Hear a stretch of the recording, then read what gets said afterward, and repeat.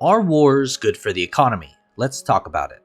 One of the most enduring myths in Western society is that wars are somehow good for the economy. Many people see a great deal of evidence to support this myth. After all, World War II came directly after the Great Depression and seemed to cure it. This faulty belief stems from misunderstanding of the economy and the way it works. The standard "a war gives the economy a boost" argument goes as followed. Suppose the economy is on the low end of the business cycle, so you're in a recession or just a period of low economic growth. When the unemployment rate is high, people may make fewer purchases than they did a year or two ago, and the overall output is flat.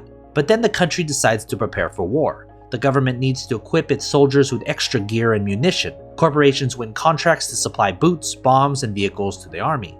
Many of these companies will have to hire extra workers to meet increased production.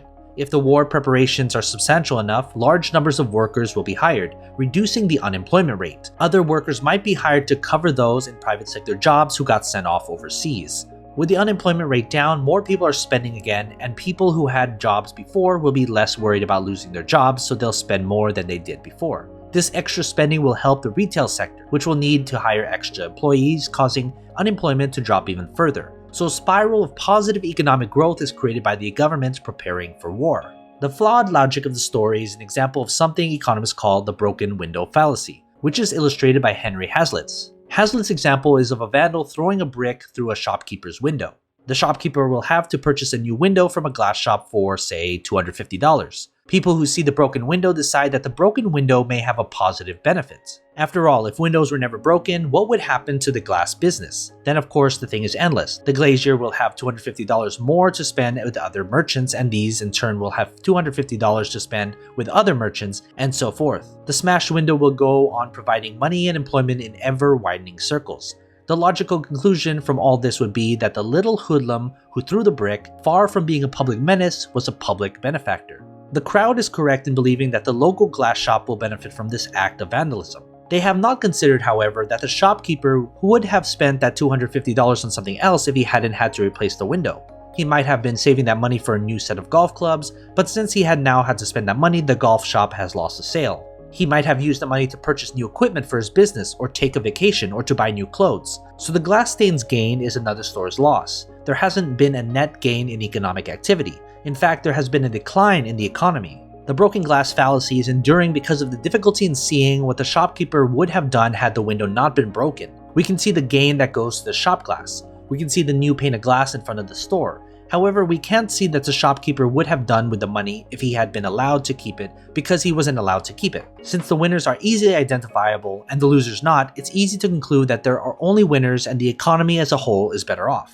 So why doesn't war benefit the economy? From the broken glass fallacy, it's easy to see why a war won't benefit the economy. The extra money spent on the war is money that will not be spent elsewhere. The war can be funded in a combination of three ways: increasing taxes, decrease spending in other areas, or increasing the debt. Increasing taxes reduces consumer spending, which does not help the economy improve. Suppose we decrease government spending on social programs. First, we've lost the benefit these social programs provide. The recipients of these programs will now have less money to spend, so the economy will decline as a whole. Increasing the debt means that we'll either have to decrease spending or increase taxes in the future.